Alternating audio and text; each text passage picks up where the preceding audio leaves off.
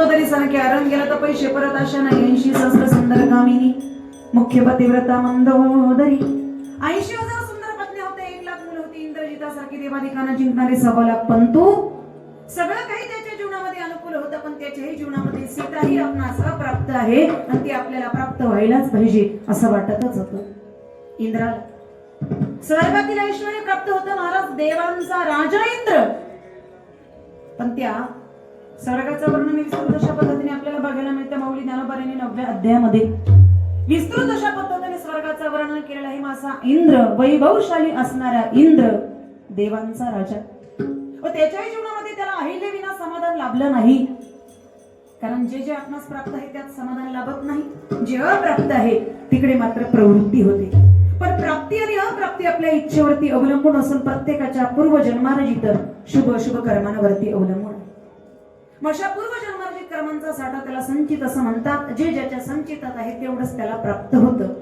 मग ते अनुकूल पुण्यात्मक संचित असेल तर सुख आणि प्रतिकूल पापात्मक संचित असेल तर दुःख प्राप्त होतं भगवान परमात्मा अर्जुनाला सांगतात तेथजयाचे कर्मसूत्र मांडूनी ठेविले स्वतंत्र ते तिये गती प्राप्त होची लागे प्रत्येकाची सुख दुःख लाभ हानी ज्याच्या त्याच्या संचिताची फळं आहेत ती भोगणं अपरिहार्य आहे ते टाळणं कुणाला शक्य नाही म्हणून तुकोबराय सांगतात वाहिला उद्वेग दुःखची केवळ भोगले ते फळ संचिताचे जीव हा करता आहे तो जीही कर्म करतो त्याची फळं त्याला भोगावीच लागतात अशा कर्मांचे 3 प्रकार पहिलं संचित कर्म दुसरं प्रारब्ध कर्म तिसरं आहे क्रियमान कर्म आता संचित आणि प्रारब्ध आणि अदृश्य दोन्ही एकाच अर्थाचे शब्द पण जीवनामध्ये असणारा प्रारब्ध भोग इतका बलवान आहे ते ती हरिहर जरी आले ना आपल्या प्रारब्ध भोगामध्ये अनुरेणुका सुद्धा ते बदल करू शकत नाही आत्माला सांगतात अदृश्यादिन शरीर तेथ आली आहे हरिहर अन्यथा न करण मात्र हे वेदशास्त्र संमत शरीर हे प्रारब्ध आधी नाही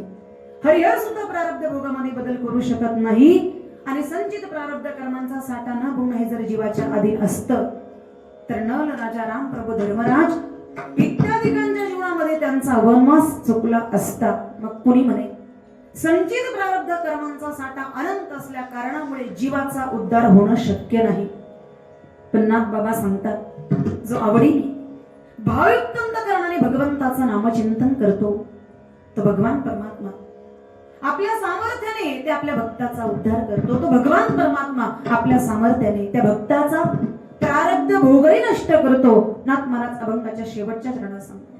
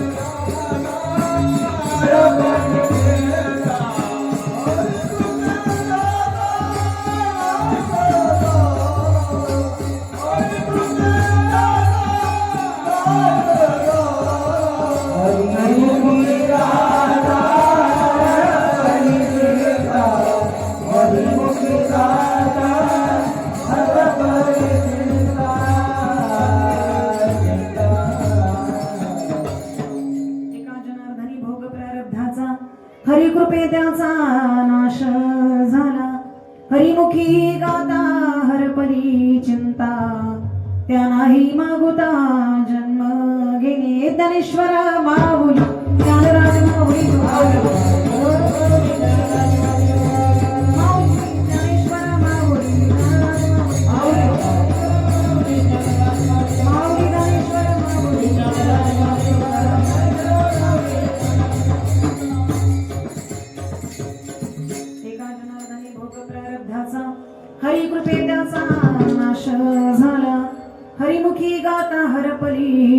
मागोता त्या नाही मागोता जन्म घेणे. तो भगवान परमात्मा आपल्या सामर्थ्याने आपल्या भक्ताचा प्रारब्ध भोग नष्ट करतो. त्याच्याकडे कर्तुम अकर्तुम अन्यथा कर्तुम अशी शक्ती आहे. भगवान परमात्मा प्रारब्ध भोग नष्ट करतो. मग त्याची कृपा झाली, सुदामाच्या प्रारब्ध भोग भगवंताने नष्ट केला. मग हरीची कृपा झाल्याच्या नंतर प्रारब्ध भोग नष्ट होतो, पण त्याच्या करता माणसाने निर्व्यसनी जीवन जगावं. ऐका, व्यसन, शासन आणि फॅशन याच्यापासून दूर राहावं. व्यसन, शासन आणि फॅशन याच्यापासून दूर राहावं. खवा, मावा, रवा आणि पोहा पचेल तेवढाच खावा, पण कावा, डावा आणि हेवा याच्यापासून दूर राहावा. सगळ्यांनी सप्ताहाला वर्गणी द्यावा, मगच घरी जावा. गुटका, मटका, चटका आणि फटका नाहीतर मृत्यूची घटका. शाकाहाराचं भक्षण, अध्यात्माचं शिक्षण आणि चारित्र्याचं रक्षण. म्हणून जाता जाता एकच सांगेन, पण नाराज होऊ नका. संसार वृक्षाला फल नाही, संसार वृक्षाला फल नाही. आणि आपल्या जीवनामध्ये आपण करत असणारा परमार्थ निष्फल नाही. म्हणून परमार्थात राहू नये, या ठिकाणी संसारात राहू नये. परमार्थ भगवंताचं नामचिंतन करावंच. म्हणून एका जनार्दनी भोग प्रारब्धाचा हरी कृपे त्याचा नाश झाला. हरिमुखी गाता हरपली चिंता त्या नाही मागोता जन्म घेणे. मर्यादा पुरुषोत्तम भगवान प्रभू रामचंद्रांच्या पदस्पर्शाने कोणी पावन झालेल्या पवित्र असणाऱ्या भूमीमध्ये ऐश्वर्य संपन्न संत श्री संत भगवान बाबांच्या कृपाशीर्वादाने संपन्न होत असणारा रामनवमीच्या पर्व कालावरती असणारा अखंड हरिनाम सप्ताह तथा ग्रंथराज ज्ञानेश्वरी पारायण सोहळा नाम सप्ताहाच्या माध्यमातून आजची प्रथम दिवसाची कीर्तनारूपी सेवा ग्रामस्थ भजी मंडळ सप्ताह कमिटीच्या माध्यमातून माझ्याकडे या ठिकाणी सुपूर्द करण्यात आली. आजच्या कीर्तनाचे यजमान, दोन्ही यजमान त्यांच्या ठिकाणी आभार. ज्यांच्या माध्यमातून संपर्क झाला ते अरुणदादा बोडके मनापासून त्यांच्या ठिकाणी आभार. कार्यक्रमाच्या निमित्ताने सुंदर अशा पद्धतीने ज्यांनी गायनाची साथ केली ते सर्व गायनाचार्य महाराज मनापासून त्यांचे आभार. गुरुजन टाळकरी त्यांचे आभार. महिला भजनी मंडळाचे आभार. बालगोपाल भजनी मंडळाचे आभार. विनिकरी ताईंचे आभार. मृदंगाचार्य यांचे आभार. हार्मोनियम मदत महाराज त्यांचे आभार. सिस्टी मले दादा त्यांचे आभार. आणि आपण सर्व मातृवर्ग पितृवर्ग आपण सर्वांच्या ठिकाणी आभार. रुंदेशा ठिकाणी व्यक्त करेल झालेल्या सेवेतून जर काही वाईट वाकडे शब्द बोलले गेले असतील, वाणीचे दोषून जर माझी मला परत करणार तरी बालक बोबडा बोली वाकुडा विचुका चाले ते चोज करून माऊली विजिल जवी चुकीच असेल माऊली चिंता करणाने पदरात घ्या. योग्य असेल माझ्या श्री गुरूंचं ज्ञानपर्यंत तुकोपर्यंत विश्वगुरु संत श्रेष्ठ निवृत्ती दादांचं ऐश्वर्य संपन्न संत श्री संत भगवान बाबांचं समजून त्याचा स्वीकार करा. पवित्र तुळशीची माळ गळ्यात घाला. एकादशीचा व्रत करा. भगवान परमात्म्याचं नामचिंतन करा. आपल्या आई वडिलांची सेवा करा.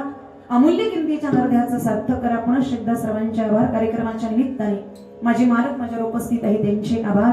झालेली सेवा माझ्या श्री गुरूंच्या ज्ञानोबरांच्या तुकोबरांच्या विश्वगुरु संत श्रेष्ठ निवृत्ती दादांच्या ऐश्वर्य संपन्न संत श्री संत भगवान बाबांच्या पूजनीय वंदनी दादा वैकुंठवासी गुरुवरे ब्रह्मलीन हरिभक्तपरायण निवृत्ती बाबा गुरवडकर दादांच्या चरणावरती सेवा समर्पित करणं सेवेला या ठिकाणी पूर्ण विना.